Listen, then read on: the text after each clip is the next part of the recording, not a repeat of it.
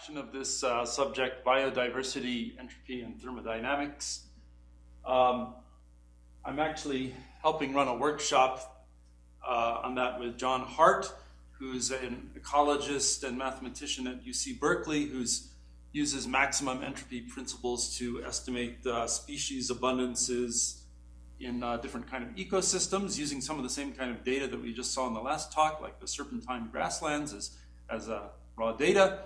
And Mark Harper, who's in genomics at UCLA, whose work I'll be talking about a bit. So we're having this, and you can apply to go at this website here. And I can't really promise that all of you can come in if you want, because there's a limit to the number of people that I'm allowed to accept that they will pay for. But I'm enjoying the talks here so much that I hope you try, and I'll try to get you in. So Shannon entropy is, of course, fundamental in thermodynamics and also information theory, which I don't really think of as separate subjects exactly anymore. But it's interesting that it's also widely used as a measure of biodiversity. So we saw that actually in the last talk, but it's a widely accepted measure of how diverse an ecosystem is, where you count all the species of the different types that you can and normalize them to figure out what the probability that a randomly chosen organism is of the ith species. Take those probabilities and then plug it into the formula for Shannon entropy to get a measure of biodiversity. There are also other kinds of entropy, as well, which I'm sure some of you know. There's also a one-parameter family of entropies called the Renyi entropies, and those are all actually used in biodiversity studies. And there's some theorems that have been proved by people interested in that subject that these are the important biodiversity measures because they satisfy certain conditions you'd like to satisfy. But I'll just focus on Shannon entropy here and just ask, to what extent is it a coincidence that we're using the same formula in thermodynamics and information theory, but also biodiversity studies? So clearly it's not a coincidence. In thermodynamics, the entropy of a system is the expected amount of information you gain when you learn its precise state. So if you start out only knowing it's distributed according to this probability distribution, and then you look and you see, it's in the ith state, you gain information log pi, and so on average, or minus log pi, so on average, the Shannon entropy is the amount of information you get. And so the entropy of an ecosystem is the expected amount of information that you get about an organism when you find out what species it is. But still, you could wonder how relevant that is to the actual functioning of ecosystems. What does it mean to randomly choose it? I mean, it seems there could be many ways you would randomly choose. Right. So people definitely argue about that, but here we're imagining something very odd. We just line up all the animals from Noah's Ark, give them, and randomly pick one with equal probability of... Equal probability. Yeah, that's right. Yeah, that's right. So, of course, that's not going to be how it works if you go out into the field. If you grab an organism, it probably won't be a bacterium. It will probably be a tree. So there are a lot of issues there. That's true. So you could hope that there would be some relation to other aspects of entropy. For example, the second law of thermodynamics. Doesn't entropy always increase? Well, clearly biodiversity doesn't always increase. There's no reason it should. The entropy contained in biodiversity is just a minute fraction of the total entropy of an ecosystem. You can imagine a complete description of the ecosystem. A tiny portion of that description would be which organisms or which species. So it's certainly possible for entropy to increase while the biodiversity decreases. But also, of course, as we all know, the Earth is not a closed system, so entropy can decrease on the whole Earth while the total entropy of the universe increases. And that's actually could be even happening. The sunlight is increasing entropy much more than life is decreasing entropy.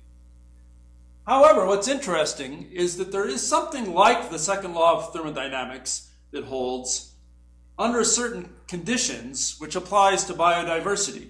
It holds when an ecosystem admits what you could call a dominant mixture of species, a mixture of species which is capable of invading any other mixture of species by being more fit on average than any other mixture. So this is a mathematical result, and I thought because I don't have much time, I should just present one nice mathematical result that is actually not new. It goes back to Shashahani in 1979, but I didn't know about it until recently, and so I thought I should tell you all about it because it's very pretty. So here's how it goes. So we start out with a list of populations of n different kinds of self-replicating entities. I'll call them species of organisms, but there's nothing really necessary about those terms. For example, they could be genotypes within a given species, alleles of a given gene, or there's nothing that has to do with biology either. They could be restaurant chains and different kinds of restaurants. So the probability, but this is the terminology I'll use, the probability that a randomly chosen organism, chosen in the way that we just clarified here, belongs to the ith species, is its population of the ith species over the total population of all species. So capital P is actually numbers. Those are natural numbers, and the pi is a number between 0 and 1 inclusive. Yeah, that's right. So like in your picture of, 2 people, however many cats, and so on, those natural numbers form this vector here. So to relate this to information theory, it's helpful to think of this probability distribution as a hypothesis. It's a hypothesis, of course, tells you the probability that various possible things are true. This you could think of as a hypothesis about what's the best way to live. So you have different probabilities that an organism is of a given sort, and that's sort of a hypothesis about what's the best organism to be, so to speak. And this hypothesis changes with time, as the populations change with time. And we're going to think, this is an analogy I'm setting up here. You'd like to think of that as a learning process where the hypothesis gets updated and improved. The organisms that die out, their population goes down. The organisms that are fit, their population increases. So there's an analogy here between natural selection and Bayesian updating, which of course now has been turned around, and people are building machine learning systems based on Darwinian principles. Is it a hypothesis about which is the best species to be, or which is the best combination of species? Well, you could think of it either. An evolutionary stable against evasion by a portfolio. Yeah. So you could think of it either way. So like in game theory, they're pure strategies, and those would be like, you could argue about which is the best pure strategy, but then there are mixed strategies, which are probabilistic ones. And of course, often a probabilistic one can be better than any pure strategy. So this is the same type of thing. So the naive idea is that, who's more fit, a giraffe or a cow. But then in reality, in an ecosystem, what predominates is a mixture of different organisms. Predators do not fit in the absence of the prey. Right, exactly, and they depend on each other. Right, exactly. So the fitness of every organism is going to depend on the population of all the other organisms. I'd like to caution. I mean, I see this as a bet. Basically, you have a budget and how do you invest it in a bet. But I'd like to caution to call it a mixed strategy. There's somewhat difference between this and mixed strategy. Okay, well, all these are just analogies. None of this is just like chat, okay? So I'm going to prove a little theorem. It's very important, of course, to straighten these things out, but I just don't have time to really enter into all of that. So I'm just going to dive in now. So it's commonly a common simple model for the change in time of populations is called the replicator equation. So the population of the ith species changes in time in a way which is proportional to how many to the population itself, but the so-called constant of proportionality is not a constant. In fact, it's just any reasonably nice, for example, smooth function of all the populations of all the species. So this is an incredibly general differential equation that's just been written in a certain way where we factor out the population of the ith species. And this number in population biology, this function here, is called the fitness of the ith species. So if these fitnesses were just constants, of course we'd have exponential growth or decay of each separate species, but they're not. The fitness of any species depends on the populations of all the other species. So as he said, a predator in the absence of prey is very unfit, for example, but with prey it is more fit. So from that, there's a nice, cute little exercise to see how these probabilities, which are the populations divided by the total populations, change in time. I thought I would just do all the calculations in this short talk because they're very short calculations, and it's fun sometimes to see, completely how something works. The fitness is identically zero for all species if you're having equilibrium? Is that what your previous slide? No, the fitness does not need to be. Oh, if you're at an equilibrium, yes, that's right. Yes, The F is zero. right. Yeah, that's right. So the definition of fitness is that it's zero. Yeah, that's right. Yeah. So, but this is not I didn't invent this terminology, but That's what I try to understand. that's true. Yeah. So you may think that's a stupid name, but that's just what they call it.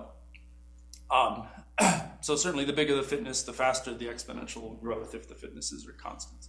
So we use the quotient rule here to take the derivative of this fraction, and dot here means time derivative. So the time derivative of the ith population is its fitness times the population. So we use that here and here. Now in this first term here, we have this population pi over the total population. So that's the probability, little pi. And in this second term here, we have two cancellations of that sort to be made. So here we have the pi over the sum gives us the probability pi. And here for each individual factor pj, we have it divided by the total population, so it turns into a lowercase pj as well. So what we're getting here is the following thing. It has a nice interpretation because this quantity in parentheses here is the mean fitness of the total population of all the organisms. Fj is the fitness of the jth type of organism. Pj is the probability that an organism is of the jth type. So this is the mean fitness of an organism, where you randomly pick any organism, ask what its fitness is, and calculate the mean. So this time derivative of these probabilities is given by looking at the fitness of each type of organism minus the mean fitness over all organisms. This is all very old population biology stuff, but it's nice. So the moral of the story is that for your market share to increase, you don't need to actually be good, you just need to be better than average. The rate at which the fraction of the population of horses increases is the fitness of horses minus the mean fitness of all organisms times the population of horses.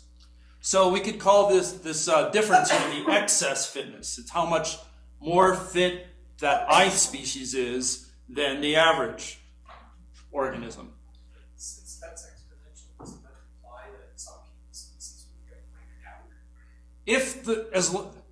If the fitnesses were all constants, some of them would grow exponentially, and some would grow exponentially slower, so some of the probabilities would be driven to zero. But the fitnesses are not constants, right? All these fitnesses here could be arbitrary functions of the population of every organism. So we could easily come to an equilibrium where there are, of the sort we actually see, where there are non-zero probabilities of finding organisms of any given species.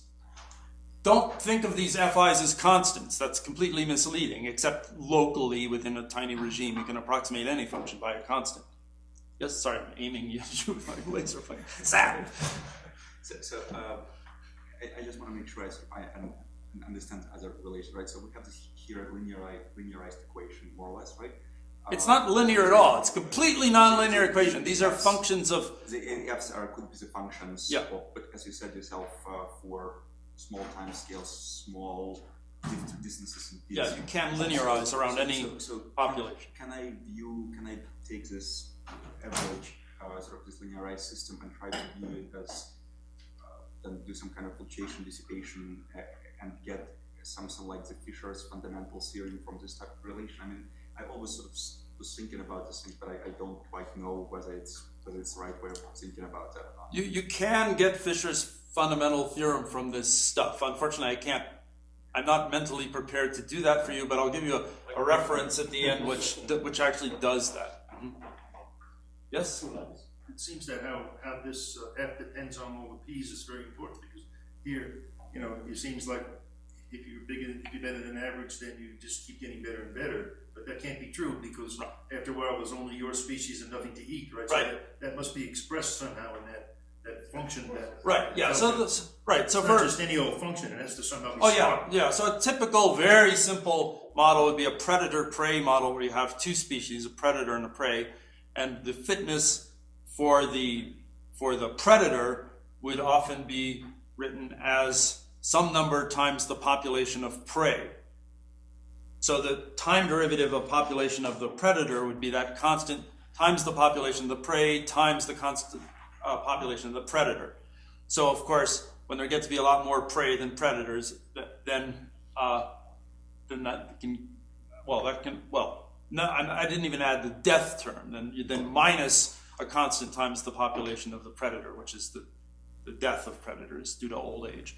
So that can easily go negative when there are not enough prey to support the predator.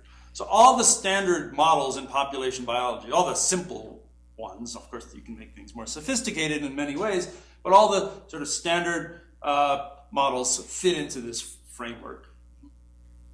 The simplest ones, which are just systems of ODEs. So all sorts of behaviors are possible. You can approach an equilibrium, you can go around in cycles, you can have chaotic behavior, and so on. So in some sense, this is all sort of vacuous so far, because this function here is just any function of the populations, but we do have an interpretation for it. It's the excess fitness of the ith species. So the question is, can you get some kind of analog to the second law of thermodynamics from this equation? And the answer is yes, at least under some conditions. You need some conditions. And also, this thing that I'm analogizing to the second law involves not entropy, but relative entropy. It's also known as the Kullback-Leibler divergence. So I think we've already seen this here, and many of you know all about it, but maybe I'm using some stupid non-standard notation for it. So this is called the information, I'll use the term information, the information of probability distribution Q relative to P is given by this formula here, and you can work out what its meaning is. It's the amount of information that you would learn if you started out with your hypothesis being the probability distribution P, and then someone told you, no, the real probability distribution describing some situation is the probability distribution Q. I like to call that, for purposes we'll see, the amount of information you have left to learn if P is your current hypothesis or your prior, and the, quote, true probability distribution is Q. So that's all I'll say about that. There's a lot I can say about it, but you probably know most of that. So all I want to do is differentiate that. I want to see how this relative information changes, where P of T will be a population that's evolving in time according to the Lotka-Volterra equation, and the equation that we worked out, and Q will just be some fixed probability distribution. So I'll just differentiate this expression and remember that Q is a constant, but the P's depend on time. So because of that fact, log of a ratio is the difference of the logs, and the first term doesn't change with time, so we just get minus the log of pi times qi here. And then when we differentiate the logarithm of pi, we get pi dot divided by pi. But the Lotka-Volterra equation just says that pi dot divided by pi is this excess fitness, Fi. So I get this extremely simple expression for the time derivative of this relative information, or Kullback-Leibler divergence. So the question is, when can we know something about the sign of this time derivative? When is this quantity less than or equal to 0? That's the correct sign to hope for, because, as I said, this quantity, this relative entropy, its meaning is how much information the population has left to learn, or in some sense, how far is P of t away from this so-called ideal, you can think of it as an ideal or perfect population distribution Q. So we'd like this quantity to decrease in situations where things are approaching some very nice kind of equilibrium. So what is this quantity? So what we're doing is we have this population distribution Qi, so Qi is a probability distribution, I should say, of populations. But Fi are these excess fitnesses, and they are functions not of the population Qi, but of the populations Pi, P1 through Pn. So what is the meaning of it? So it's a mean, it's an average of the excess fitness. Remember, Fi is the excess fitness, how much fitter the ith species is than average. The average excess fitness here's the way to think about it, for a small invader population with probability distribution Qi, given that the overall population it finds itself in is given by this list of populations Pi, P1 through Pn. So the idea is you've got some forest with millions of trees, millions of bacteria and so on, and you dump into it some species distributed according to some probability distribution Qi. Most of those new species will interact with existing species because there are a lot more existing species. So their fitness will be determined completely as if by the fitness function evaluated at the original population distribution. You've only changed the population slightly by dropping in a few extra creatures. But the excess fitness of the ith species in this new bunch of invaders will be multiplied by the probability that one of the new invaders is of the ith species to get the average excess fitness for the invaders. So to make this quantity be less than or equal to 0, we need this quantity here to be greater than or equal to 0. So it's saying that the invading population distribution is more fit on average, but has positive excess fitness. So it's more fit on average than your average guy in the existing population. So there are various names for this type of inequality. Some people call a Q obeying this property an evolutionarily stable strategy, where they think of these probability distributions as strategies in evolutionary game theory. But I don't really like that name for it, because there are actually other things that are also called an evolutionarily stable strategy, for which that term actually makes more conceptual sense. So somehow I'd like to use a word like dominant, that these invaders are able to triumph over any population that they find themselves in by being more fit than average. Yes? Is this basically like a dominant portfolio? I don't know what that means, because I've never studied that.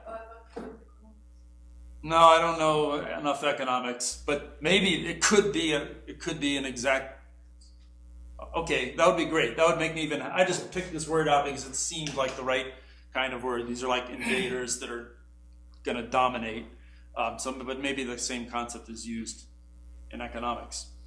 So this is when you get this second law. Sorry, I'm having a hard time understanding why this is the second law. So there's these annoying minus signs in the concepts of information and entropy, as you were even complaining about yesterday.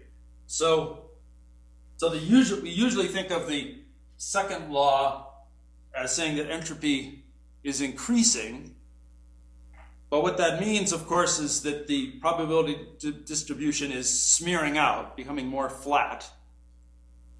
But here, instead of using, but that's only the right way to think about it if the flat distribution, the uniform distribution, is the equilibrium distribution. In this kind of situation, there's no reason in the world that the uniform distribution plays any privileged role. So the right concept to use is relative entropy or relative information. You'll notice I don't have a minus sign here, so that may be what's bugging you. But let me just say that if so, in our application we're thinking of Q as the sort of ideal population, or the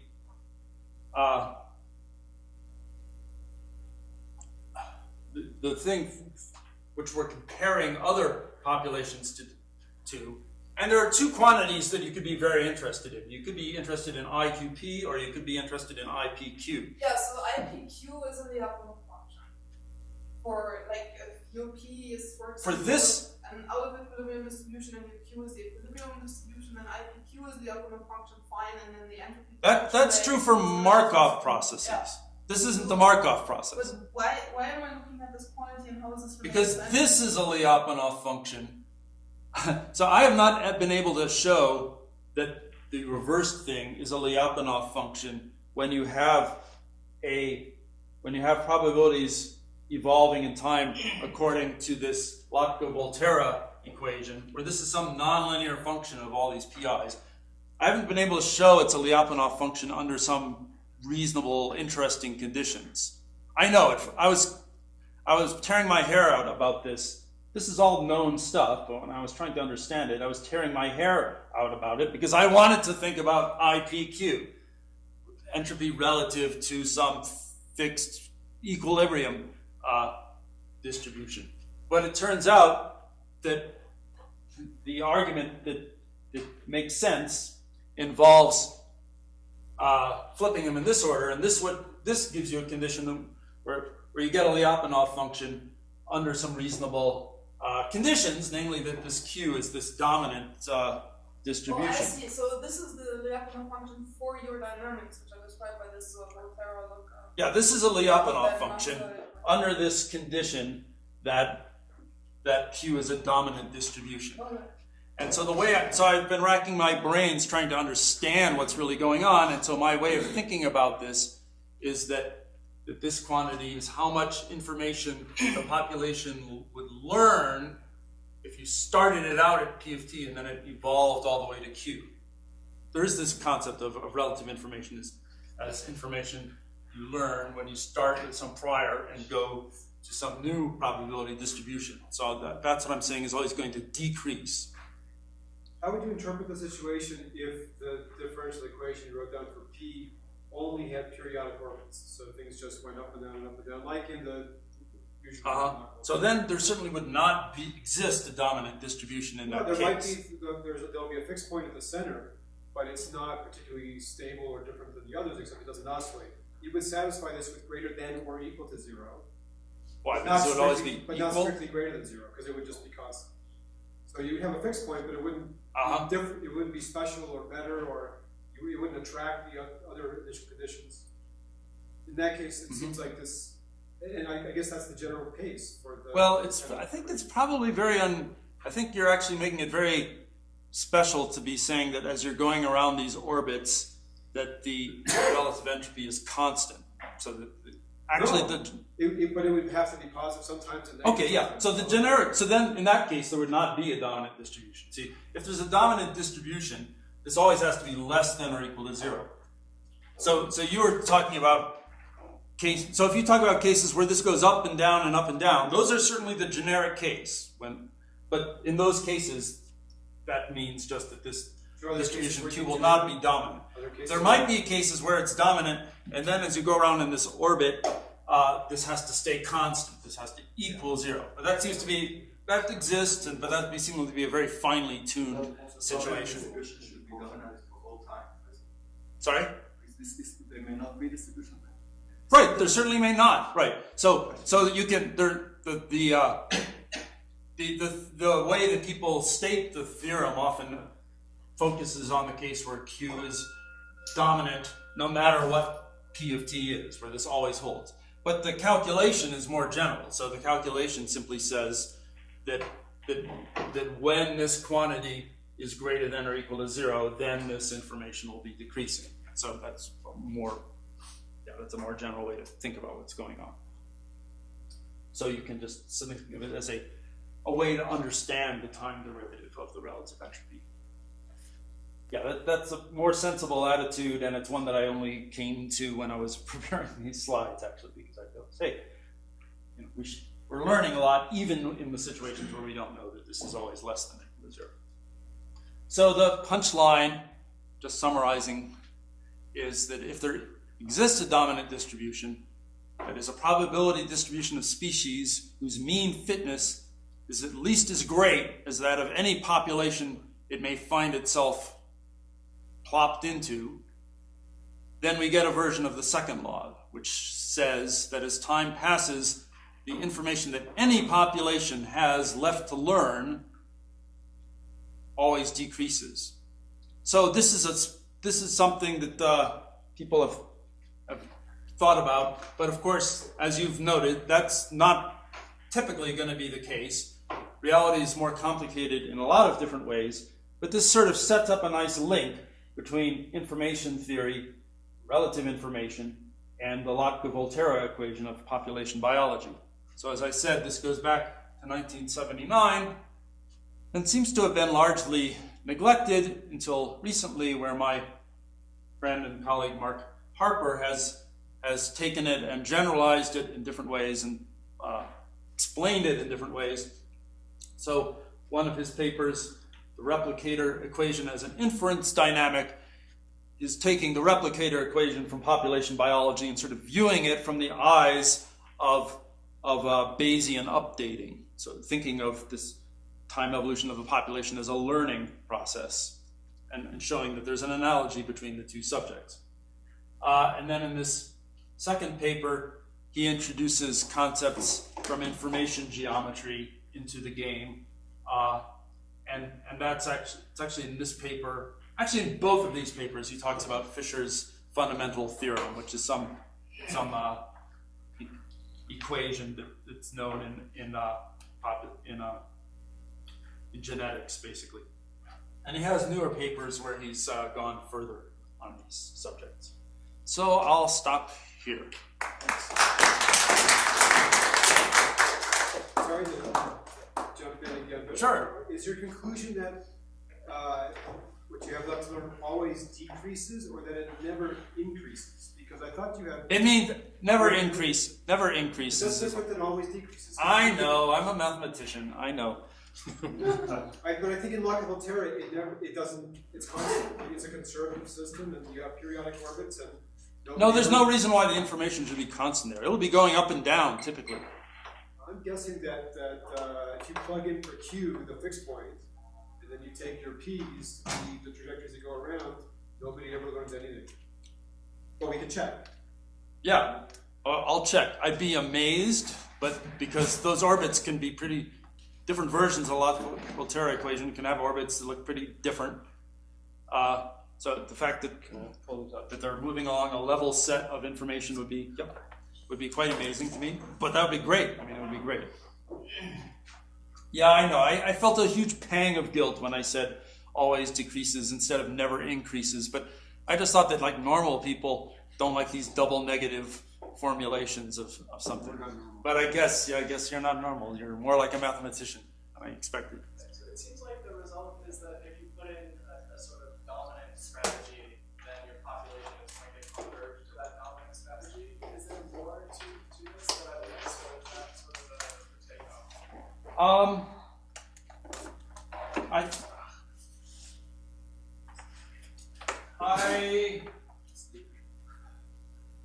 I think, well, there's probably some result like that under some extra assumption. There's stupid examples where I bet there are stupid examples where